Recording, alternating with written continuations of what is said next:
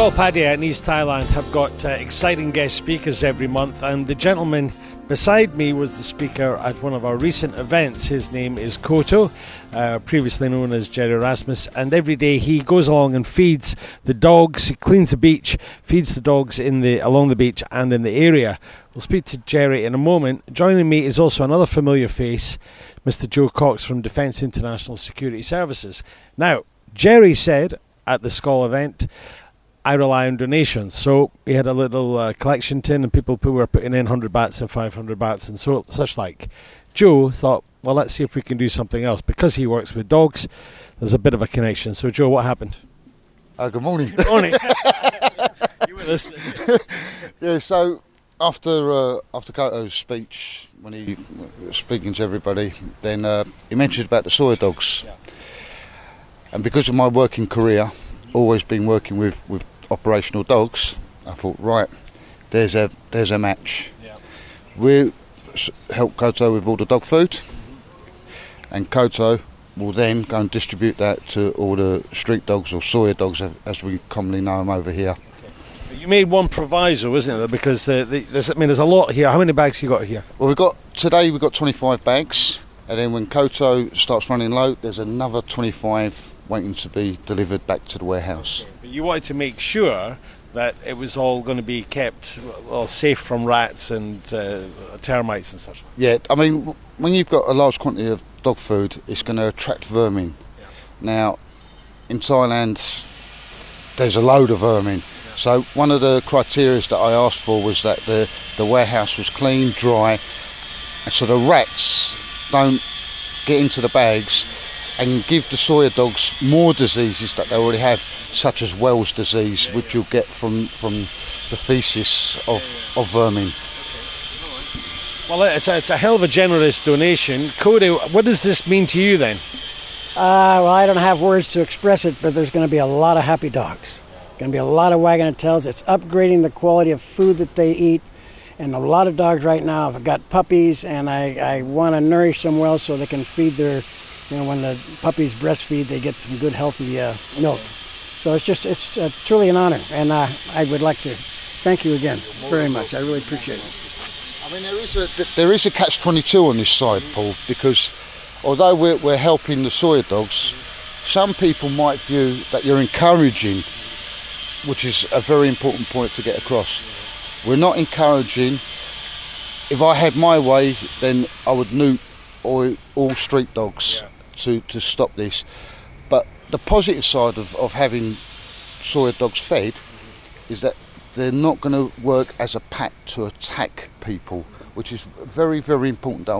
One of the important messages that I want to get across this morning is I'm trying to deter pack animals from fighting and over scrap of food and everything else. So it's an important message to get across with a negative message at the same time, because we walk down many roads and you'll see pack of dogs, especially early evening when they're hungry and they're scavenging for food. Well, this will deter some of that behaviour. Well, it's kind of awesome, isn't it?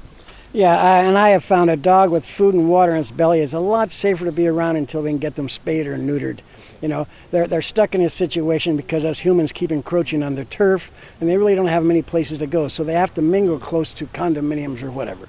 Do you get any assistance from other private individuals or from the government or anything regarding the neutering of the dogs and the feed and the food? Well, what I get a few donations from people. I have signs on my car and in my Facebook, and when enough is there, I will take a dog in and get it spayed.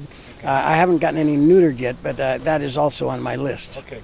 Right, let's give a heads up to the guy who's supplying the storage facility, which it sounds like kind of mundane thing, but this was the linchpin, as Joe said, for him to, he said, but basically I'm not going to give it to you unless you can get it and keep it right. So let's talk about your friend and what he did.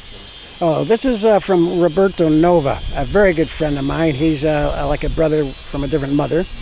And matter of fact, all this area here is for lease or for rent, but he's given me a large space to store this.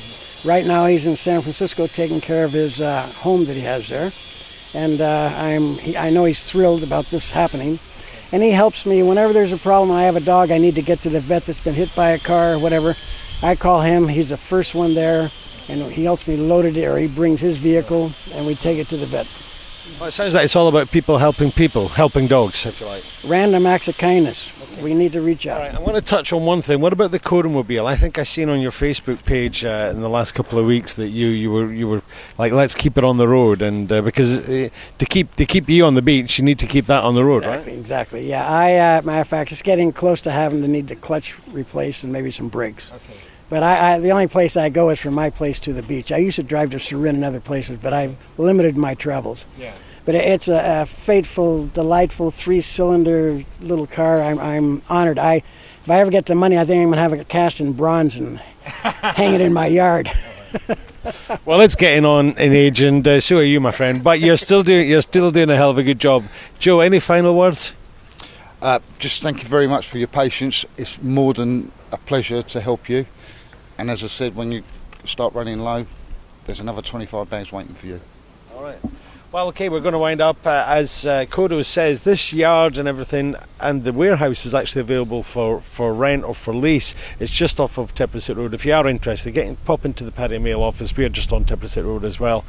So there you go. Friends helping friends, Scolleagues helping Scolleagues, and all to help, well, Thailand in a sense, the community bit. This time it's the four-legged variety. This is Paul for PMTV. See you again. Bye-bye.